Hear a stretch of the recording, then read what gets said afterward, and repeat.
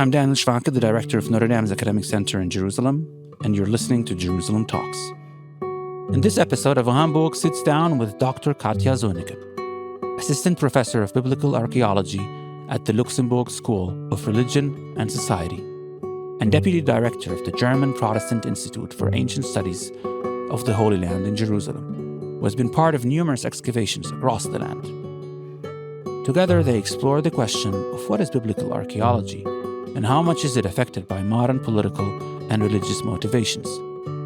Dr. Soennecken highlights the academic independence of the field of archaeology, even with an ideologically charged climate, which often seeks to utilize archaeology for its own ends. Soennecken also addresses the complicated question of the history of Jerusalem and what that does and does not mean for modern identity politics. Peace on you, Assistant Professor Dr. Katja Soennecken. Hello, nice to be here. Talk to me about your journey. What makes a good, well-educated, rational German girl digging in the Middle East? What went wrong?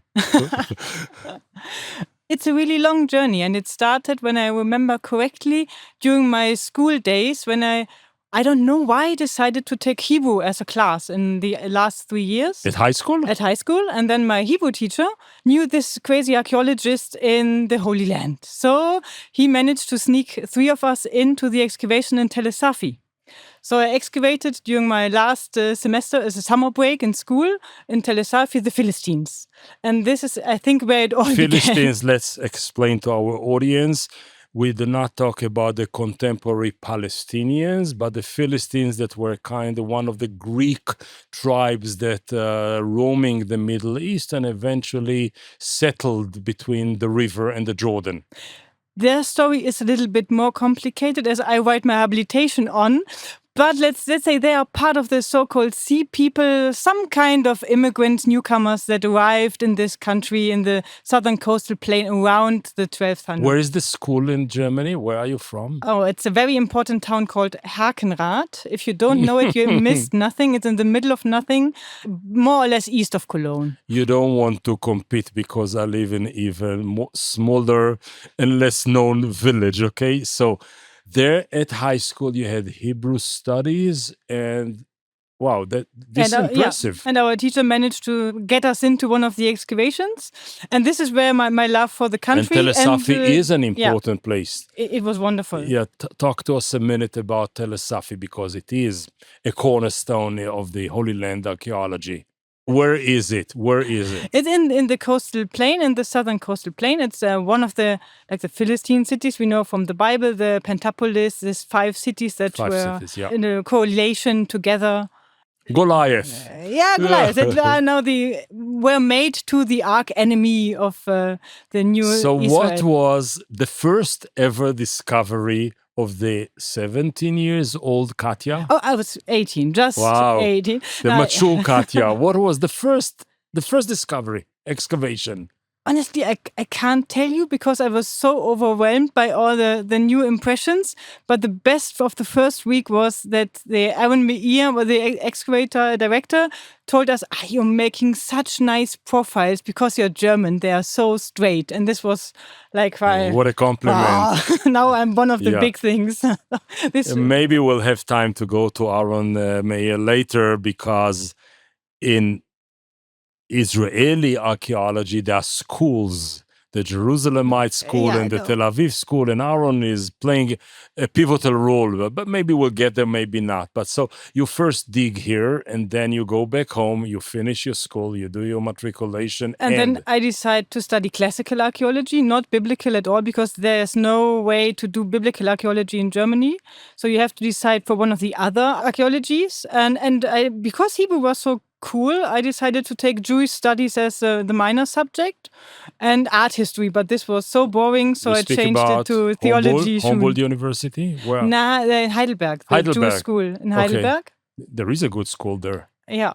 So I studied in Heidelberg, and then when I moved to Berlin, they told me, no, your Hebrew is not good enough. You have to do this again for 8 hours a week. And I said, No. So I skipped the Jewish studies and did full-time theology by then, and had classical archaeology and theology as both subjects. Before we go into the field of today, which is archaeology, for a German girl of the 80s, 90s, to go for Jewish studies has to do with curiosity or has to do with the deeper meaning of Jews in Germany?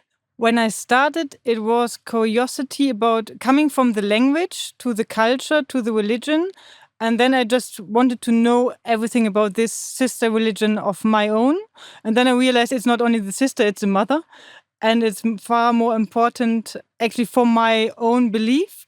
And then, of course, all the history came as a second step. But this was not my motivation to study it. If you grew up in Germany in the 80s, 90s, the Holocaust and everything was all over the place in school. So you had the feeling, I know already enough. I don't need to study this. And then only later on, it became important again. You made it. You're an archaeologist now, okay? You're archaeologist here. First, explain me the term of biblical archaeology. There is a different archaeology? I mean, what's the difference between archaeology and biblical archaeology? That's a really good question. I think it's because we have a different history, how the subject emerged. Because if you have Egyptology or classical archaeology, you're bound to one subject, one culture, whatsoever. And we, as biblical archaeology, are honestly part of the Near Eastern archaeology, but with a very specific proprium, because we explore the place and the time when the biblical texts were written. So in the beginning, it was religious science. They wanted to verify the biblical text or falsify. Beginning is 150 it's years 19th ago. century. We'll talk about it a When bit everything later. started. Yeah. But nowadays, I would say it's a part of the Near Eastern archaeology with the same methods as every other archaeological subject. And just as the biblical text as one of the important sources, textual sources. No, I won't let you off the hook so easily, okay? There is a field called biblical archaeology. So you come to a place, you say, I dig here. Now, how do you dig? Do you dig in order to confirm the biblical history, message, story? Or do you have the courage or need the courage to say, listen, the Bible is very inaccurate?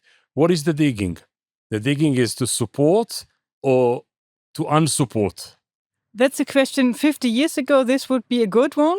And today Nowadays, it's obsolete yes, because no real archaeologist is asking this. There might be one or two black sheep in the herd saying, I want to verify this or that. But it's the wrong question. We cannot. We can illuminate the world of the biblical texts, but we cannot prove or falsify the stories that are written there. Is that, and I know it's a parenthesis within parentheses, is that an obsolete question among Christian archaeologists, or is it also among Israeli Jewish ones? I'm not at all sure that the Israeli discussion is over. I think it is. But if you want I money love the for your excavation, a good biblical story gives you more money than just the question, how was this city wall built? Then nobody will give money for this. But let me get one step back. When we wanted to get money for our excavation in Tiberias, if you want to explore the first mosque in the country, nobody is interested if you ask German foundations. But if you tell them, Tiberias, one of the centers of the rabbinic Judaism, we have no synagogues, we want to find them, then it's possible. We had this question. Do you really tell me that in the state of Israel, the Jewish and democratic state of Israel, archaeological financing is political? No comment. So now, I think that there is a difference between private donors who give a lot of money, like in the Ir David, and the difference between scientific missions having questions or rescue excavations, salvage excavations. Everybody has a different agenda, and there are some people who use archaeology for political dimensions. Still. Okay, this is really my feeling. My instinct is that since the political battle over whom this place belongs to, so under the ground, you can find supportive arguments for your actuality. That's my feeling that is still there. Luckily, only a few % of the scholars argument like this, but it's there. It shouldn't, but it's there. So let's open it a little bit wider. The state of Israel today is more or less defined by its borders, but the biblical presence is wider than the official borders of Israel. How do you build a bridge between the contemporary reality and the ancient one? Two things important. First, what was the dimension of the biblical Israel? If you look at the text, you find various I think variants, and you can seven different political entities at least. 7 I know. Yeah, but how big were they? And what time? And how big was this? And so we have to interpret the text. We cannot take them as one-to-one historical reality. That's the first thing. And the second, even if the big David was as big as the Bible tells us, and there was from Dan to Beersheba or back to the Euphrates, this big empire. Regional what empire. does it mean for today? Like, because I'm German, if you take the German Empire, we don't want it back. It's just the history does not give the permission to conquer what you have now. That's right about Germany of today, or that's right about many Western world nation states of today. I'm not at all sure that in other regions of the world in which the struggle between the original inhabitants and the new invaders is still on, that this argument is over. I'm not at all sure. I mean, look at the Aborigines in the original nations in North America. Whom does North America belong to? But that's a question the archaeology cannot change. sure. We should give all back to Egypt, because at one point in history, and it was a long century, Egypt was the main player in this. So to argument for nowadays borders with archaeology, that's completely... Actually, no. That's a stupid thing. But there are two other questions coming out of it. When the Greek government asked the British Museum, give us back the findings and the discoveries because they are ours, and the days in which you could not trust us to preserve the treasures of history, these days are over. So there is an political contemporary argument about what was discovered from the past. So this is on one hand. But this is completely different, because Sure. this is how the artifacts are treated, and if people are allowed to, I would say, scientifically loot another country or not. And if you share the finds, or if the finds belong to the state, and if the state can protect them, this is Katja, completely don't be different. naive. Let's say that you start next week to dig in Jerusalem. And you Me dig, too.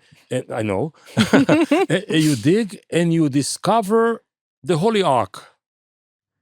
So what? Do you give it to the Israeli government? Do you give it to those who want to build the third temple? What do you do with it? Do you hide it? Do you leave it in ground because you understand how volatile it is? I tell you a secret, we already have it. It's Ah, in you our have it. storage room in the institute. Okay, only a replica, but a really nice one. No, but honestly, these kind of things are not to be found. But of course, they belong to the state of Israel, like all the finds. As a German mission, we are only allowed to work in what is proper Israel and not the territories. And when So you what dig we in find is there. and when you dig in Jordan, it When we belongs find it to in Jordan, it Jordan. belongs to Jordan. You dig a lot That's in it. Jordan. That's it, yeah. What do you do in Jordan? We're working on Tel Zerah in the northern part. It's close to the Kinneret. The And other it's side of the Jordan. The other side of the Jordan. hmm That's really interesting, because it's also biblical archaeology, but nobody really cares about our interpretation. Like if you do the same thing in Megiddo or Chatzor, everybody would just argument with the biblical text. When you do this on Tel Zerah in northern Jordan, we can just do the archaeology and interpret later and put it into the historical setting without pre-interpretation from our colleagues. It's less loaded. Yeah, it's less loaded, yeah.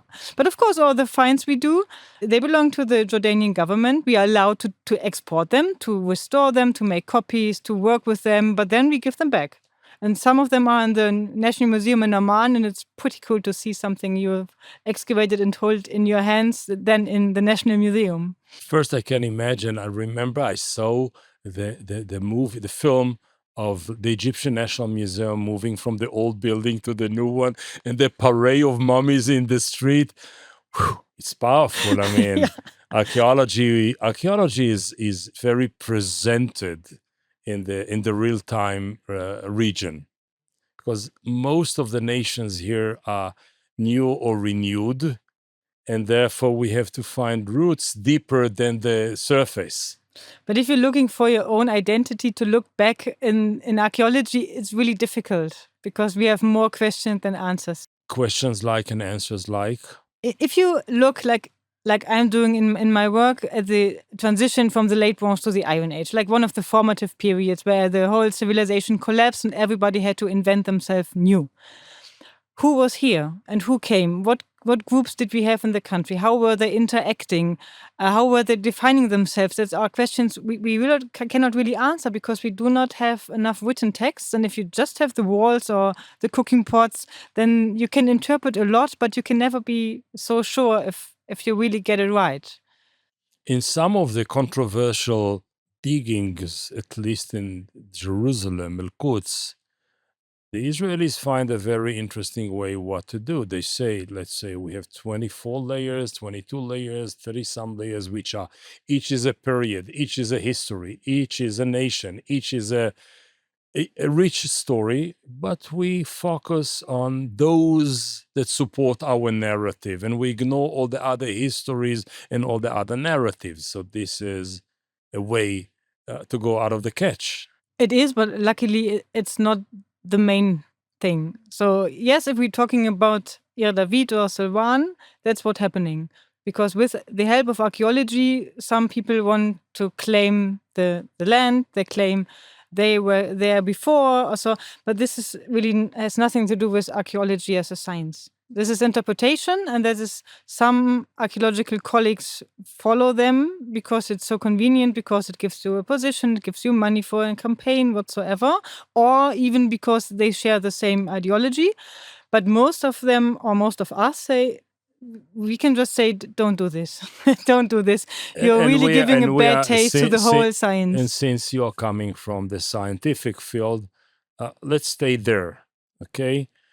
It's very difficult to ignore both my Arnold Schwarzenegger accent and your German one.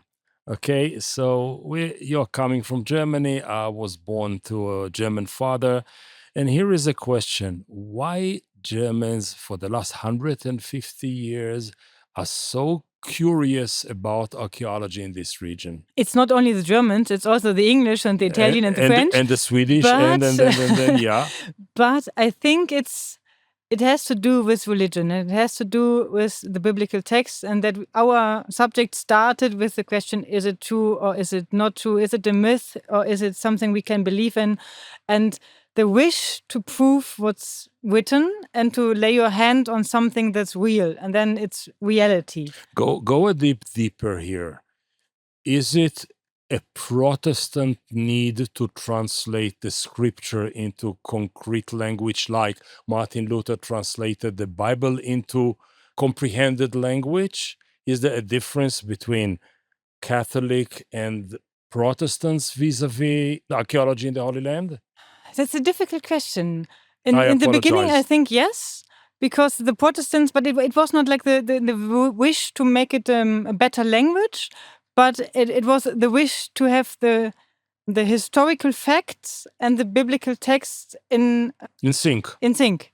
Yeah, so that we can believe this, because it's not some myth of our forefathers, but it's something we can prove and something we can, with our ratio, say this is what happened. So this was more the Protestant thing in the beginning. And nowadays, I would say most of the scholars, they know they come from a Protestant background, from a Catholic background, from a Jewish background, and they can differentiate between what I believe and what I find in archaeology. And of course, sometimes it is matching, and sometimes it gives you a headache, and sometimes it's just not possible to match these things. Because what we have in the biblical text and belief, it's like the written down experience people had with their God, and it's not history as it was. And like it's the same with the classical archaeological texts. If you read your Thucydides or Flavius Josephus, you cannot take this one by one as reality. You have to interpret and to say, what is the story they want to transport and what is the reality behind it? And in this, I think the Protestants were a little more thorough and wanted to really real concrete Yeah. evidence. But tell me, let's be personal for a second. You teach in two kind of institutions. You teach at the German Evangelical Institution for Classical Studies of the Holy Land, which is Protestant. It is. And you teach at the Luxembourg School of Religion and Society, which at least initially was supported by the Catholic Foundation Church or whatever. It is a Roman Catholic school. Is there a difference of teaching the same material, the same discovery, the same science of archaeology, to teach it in a Protestant institution and in a Catholic institution? The problem is, I do research in both. In Luxembourg, I do more education with older people, like with school teachers and who wants to learn more. And from both institutions, I taught in Potsdam at the Jewish school. And there we had Jewish and Christian and Catholic and Protestant all together. So it's a mixture of all kind of religion. And I would say nowadays it's maybe the question the students ask are different. Because most of the students are so non-religious by now, it makes no difference. In both institutions? In all institutions. In Luxembourg, of course, if you are a teacher of religion, then not. But yeah, I've had students in Potsdam who study Jewish studies and had no real connection to biblical text at all. So they had no questions for archaeology, just a general knowledge. Or I had one excursion with my students from Germany. We went to the city of David, and then after 20 minutes of me talking about the archaeology, someone asked, who was this David, by the way? So this is like, sometimes you really have to start at the beginning and to explain the phenomenon of religion and why this should be important for the society anymore, because they come from a more religious studies perspective and not from a believing position. They not necessarily believe, but they want to understand the role of religion in the sociology of life. Yes. Or they're searching for something and think maybe religion can be the answer. But is there something, I'll tell you in a second why I asked this question, is there something you say to yourself, self-censored, that you know what, leave this evidence, leave this dig, leave this discovery, because it might create some problems with the institution, with the students, with the clergy, with whatever? Or you say, all is open? All is open. And if it causes you trouble, then if your belief is tested by some evidence, so be it. You will get stronger after this, or your belief was not strong enough in the beginning. But it has nothing to do with censorship anymore, or that I'm afraid to say something. If I have a logical explanation of what I find, and I do this with all the scientific methods I can get, so it is. Because my feeling is, I'm not at all sure. I mean, I cannot support it with facts, but it's an instinct that giving the same classes that you give either in Luxembourg or in the German institution, you might find it difficult to deliver the same teaching in a Jewish religious high school in Jerusalem and few other religious institutions in Israel. That's my feeling. This could very well be. Because what's the reason why it is so free between Protestants and Catholic to say it is what it is? And with the Jews, it's... You said with a Jewish high school in Jerusalem. Mm-hmm. Like the Jewish school in Germany, it was the same like the University of Münster or whatever. Let me give another example. We do here some teaching with students from an Arab school, from the Schmitz Girls School. That's a German school, but with Muslim and Christian students in Jerusalem. In the eastern part of Jerusalem. In the eastern part of Jerusalem. And since 15 years, we do a class with them, My City, My History. So we do all the archaeology, starting from the Jebusites, going to the British, more or less. So because we say this is history, otherwise then modern politics start, and this is something we can talk about, but we are not teaching.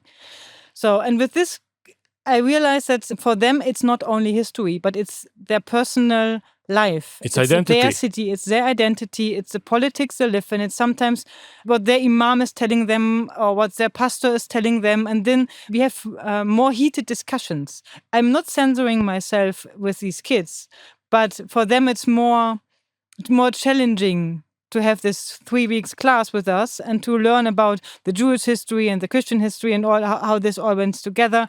And you have all this discussions, and you feel it's personal. It's not some kind of history in a faraway place, but it's their history. And they get mad at you sometimes? Yeah, of course. But For example, if you talk about the Haram Sharif and the Temple Mount, for example. Haram Sharif is the Temple Mount, which is the glorious courtyard around the mosques.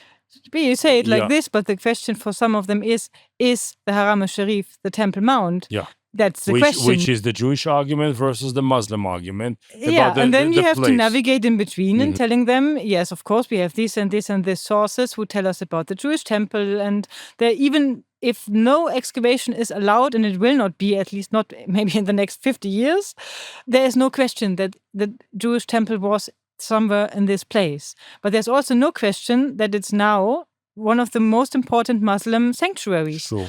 And we try to entangle or disentangle all this mixture of propaganda, religion, ideology, history, archaeology, belief, or this, and try to tell them what is past does not need to be the future, and the future can change. And just because it belonged to someone in the past doesn't give everybody the right to have it in the future or something.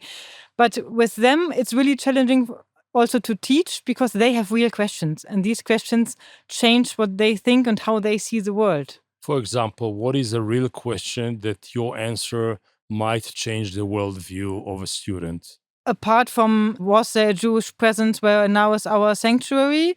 There is a question of what was the beginning of the city. For example, if many years ago, I think it was Yasser Arafat who said there was never a Jewish temple over this mountain. And I take it that many non-Jews might believe that if there was a temple, it was not there. And you come and say, yes, evidently it was here. So there is a collision between the narrative and the archaeological finding. So it gets hot because of the evidence or because of the narrative? Which side, how does it work in class? Because the evidence and the narrative, the students' belief are not in sync. If the evidence supports what you're believing, it's perfect. Then you have no problem. Only when the evidence challenges your worldview, then it's getting interesting. And this is far more the case with these students. And I think it would be the same if I had Jewish students in the city, because they all live in this world. And in this world here, archaeology and politics are intertwined more than in Europe nowadays. Goes to a different place. It's not fair, it's not nice from my side to ask you, the German Christian European, to walk in between the Israeli and Palestinian narrative, okay? But I can ask you, when the Jewish narrative of this place collides with discoveries that support the validity of the New Testament, what happens then? Give me an example. Jesus existed or not? That's not even, for no Jewish person, I think this is the question. The question is, was he the Messiah or not? First I can take you to some few dozens of my cousins who will argue the very existence. Another one, okay? You were digging around the Sea of Galilee, the Kinneret, the Tiberias, okay? So many miracles of the New Testament happened over there. I mean, all over. I mean, Tapcha is there, and Kfar Nahum is there because so many important things happened there. The more you find, I mean, the boat and everything, it supports the very stories of the New Testament, that there are still people, there are many people in the Jewish circles who do not accept the validity and the truth behind the New Testament. Luckily, no biblical story plays in Tiberias, so then we don't have this problem. The mayor of Haifa once told me that Haifa is such a beautiful city because neither Moses, nor Jesus, nor Muhammad ever set a foot there. So, but I think we really have to differentiate between the narrative and the religion and the archaeology, because like we cannot prove that there was this miracle and 2 fish became 4,000 or 5,000. This is nothing we can prove, and we do not want to prove. This is something you believe or not. Or like if you go to Jerusalem and the Church of the Holy Sepulchre, we can prove to you that this is Golgotha and that this was a place. Golgotha is the place in where which some Jesus was crucifixion crucified. took Yeah. place. But we cannot prove you if this is the right tomb or not. This is tradition and belief. And that's the difference. And this is something that's very difficult because And maybe it makes it easier if these two things fall together. Just maybe it's easier for you coming from Europe, unbiased to both sides, to be objective when archaeology is a very political science in both sides of the conflict. So it's easier for you to be even-handed. At least we try to. Yeah, I think you do. I Yeah. mean, knowing the work you do and the kind of approach you have, I think you do. But I find it sometimes difficult from both sides when it comes to archaeology. Just look at the fight over sites. Take Sebastia. Yeah, that's horrible. Yeah, tell us what happens in Sebastia, for example. Sebastia was the capital of Samaria for a while, and there's some beautiful, beautiful remaining over there. And this is politics happening. So each side pushes. The minute Israel decides to have a division of Judea and Samaria and to work and act in the West Bank as if it's proper Israel, it's getting difficult because then the people excavating there interpret the finds and they take it away from Palestinian archaeologists. So this is something we can just step aside and just say, this is not how it should work. And this is not archaeology as we support it, because we want that everybody is working in their field and with all the scientific methods that we have and without ideology. But it's getting more and more complicated to get this separated. And it's even getting more and more complicated to stand between the sides. I think we are the only institute still working on both sides of the Jordan under the same name. Like when we went to the Department of Antiquities in Jordan 2 weeks ago, of course we told them we are on our way to Jerusalem. Yeah, sure, but this is difficult. Yeah. Because usually when you work in one place, the other place will not give you permission to work. And so we have permits for Jerusalem and Tiberias and Tel Zerah in Jordan, and our colleagues work in Amman. And we have the same name and the same people. And this is something special, and it's getting more and more difficult. I understand. And since you and me avoid politics in this conversation, let's continue to avoid it for a couple of more seconds, okay? You dig in the Galilee. Galilee was the cradle of the first Christian thoughts of Jesus Christ. This is where he was born, in Nazareth, walked down to from Nazareth down to the Sea of Galilee. Performed all of these beautiful miracles, developed the followers and the disciples. It's a very important springboard or cradle of Christianity. The more you dig there and the more you find about many layers, but in today's reality, whatever you discover there helps to enhance the local Christian identity in the Galilee? No, I don't think so. When we, like my colleague from the Hebrew University and I work in Tiberias, we start in the beginning, and this is the Islamic time, and then we go down through the Christian layers until the Roman, and then we stop because there's nothing else, because Tiberias was founded in the Roman times.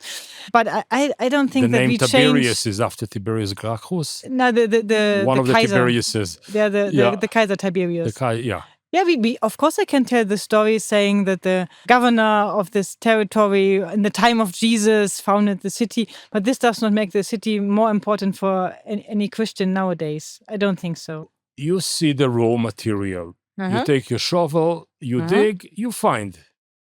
Then it goes through the process of restoration and cleaning and documented and archived, and then it is presented. In the best case, yes. If and when. If we find something really interesting, yes. Otherwise, it goes to the store. Sure, but I was just 2 weeks ago. I took my grandchildren to the Israeli Museum, and we went through the places. And since I knew that I'm going to talk with you soon, I looked at the exhibitions differently. I asked myself, what's the philosophy of the exhibition? What do I present? And much more important, what of Katja's discoveries I do not present?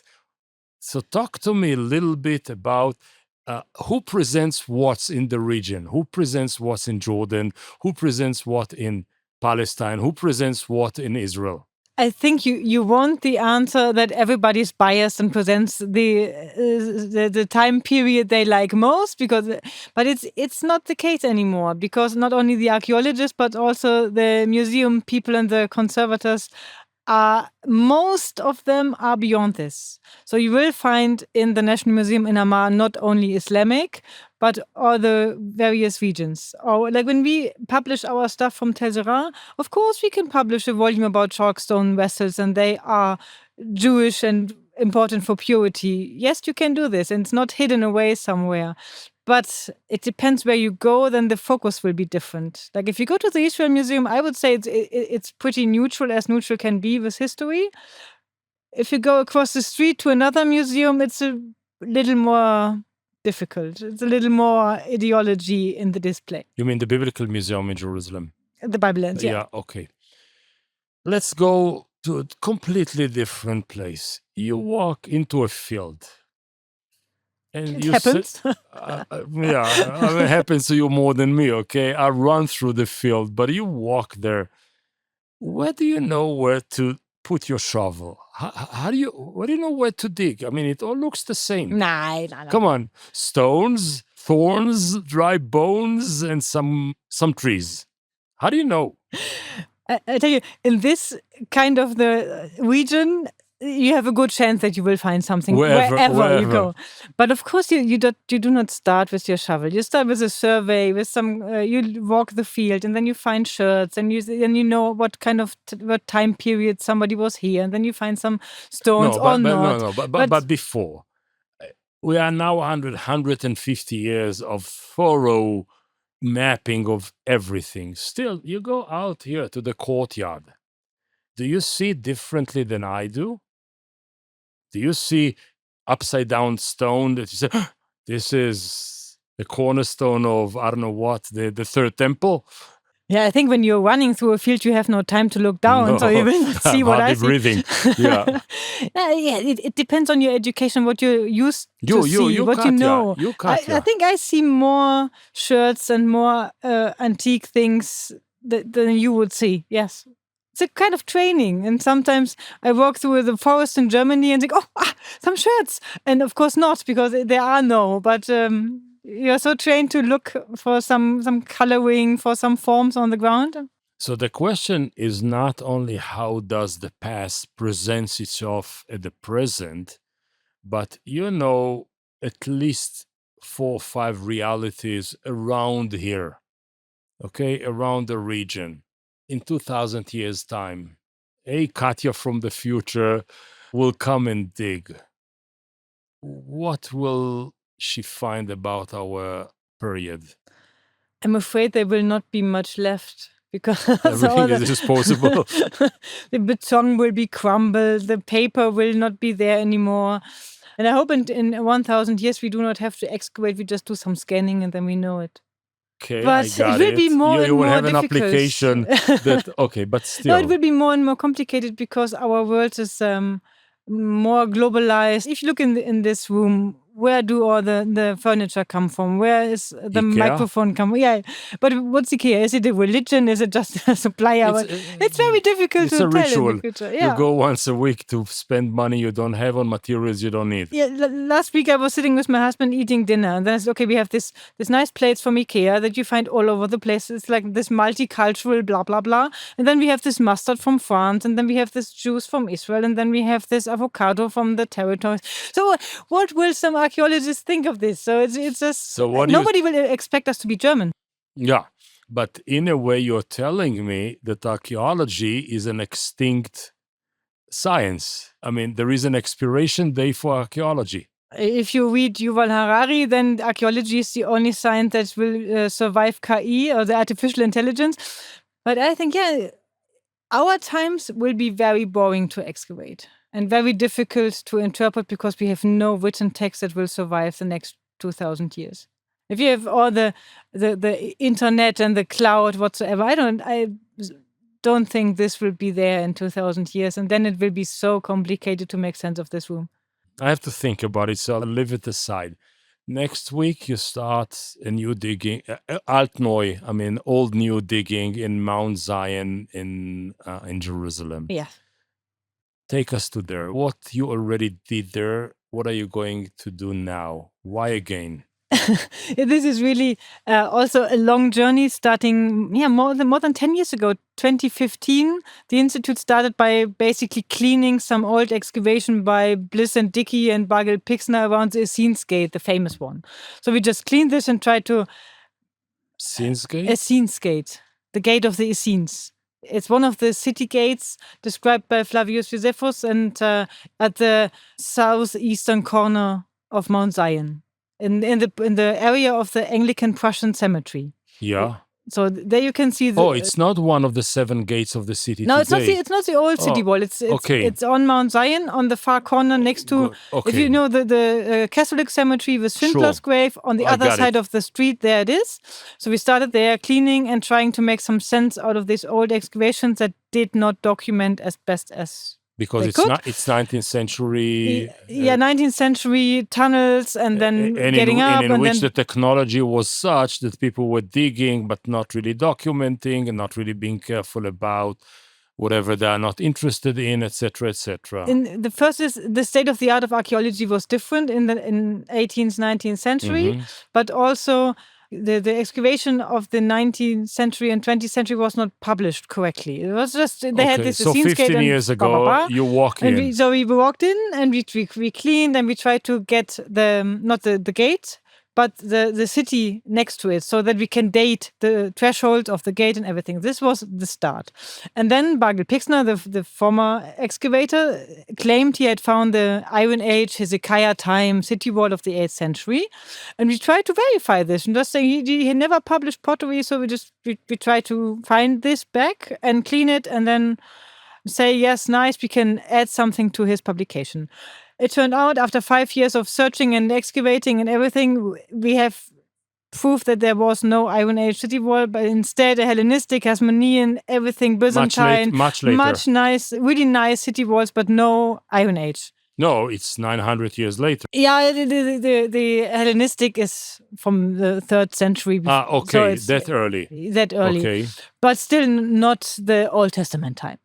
But as we were on this mount already, we tried to find different places to excavate. This is a really tiny territory in the Anglican Prussian cemetery, and between the graves, it's difficult to work. So we tried to find Just for our audience to understand, as small as this country is, this is even a smaller place. On one hand, you have a road. On the other hand, you have the old city. On the other hand, you have the cemetery. On the other hand, you have some abbeys. So, I mean, you have some 5 centimeters to dig. Okay, so we had small areas, but it was so kind because that didn't matter what denomination, what religion. We went to the Benedictines and excavated the garden of the Domitian Abbey, and they gave us permission. We went to the Greek garden, and the Greek Orthodox gave us permission. We even went to the cemetery of the Greek Orthodox and got permission, and now we have permission from the Melkites to excavate there. So this is really a wonderful place to find some mosaic pieces and try to get the mosaic or the puzzle complete. To assemble them. Yes. Yeah. So now you are going to open next week a new dig, and what do you have in mind to find? Yeah, this is our last chance to find the cause of the Iron Age city wall. This is like our white whale. Why last one? There are not so many places you can excavate, and there's a lot of fill on Mount Zion. And if you have 3.5 meters modern fill from the 20th or 19th century with nice finds, but all out of context, and you have to get down this, then it's getting really difficult. And you have to have a really big area to go down step by step. Otherwise, the hole is too deep and it's too dangerous for your workers. And there are no big places on Mount Zion where you can do this. So how long will the excavation take? 2 weeks, we hope. Yeah. And then 1 week to refill everything. Except for the Gate of the Essenes, everything else was refilled. And we hope that at one point in the future there might be an archaeological park on Mount Zion. But until then, it's better preserved if we cover it again. So with the decision you took at the age 7, when you were 17 years old, you're quite happy about it, right? I cannot complain enough. No, okay, you can. Oh, No, okay. and sometimes I'm really surprised how well these two things, like the archaeology and theology, and between the two countries and all cultures, how well my journey in between works. And how is your Hebrew now? At high school, it was better. Honestly, our Hebrew-speaking colleagues speak English so well Sure. that it's much easier That's to the switch lingua to franca. English. Yeah. And right now I have to learn better French for Luxembourg. So I see. I changed my Hebrew studies to French studies right now. It's not the same syntax. Katja, it was a fascinating journey. I mean, I hope the second phone you do after you discover the gate is to me. So I'll come to see it. I won't Sure. ask who is the first one, but call me. I'd love to come and see it. Might be fascinating. Thank you very, very much for your generosity of information and time and good attitude. Thank you for the invitation. And you're Pleasure. always welcome to visit our excavation. Augusta Victoria. Anytime. Thank you very much, my dear. Thank you. Jerusalem Talks is brought to you by the University of Notre Dame's Academic Center in Jerusalem and was made possible by the efforts of Avraham Burg, Daniel Schwacke, Gabriel Mitchell, David Turgeman, Ben Wallach, and Nathan Steinmeier. Learn more about us at jerusalem.nd.edu.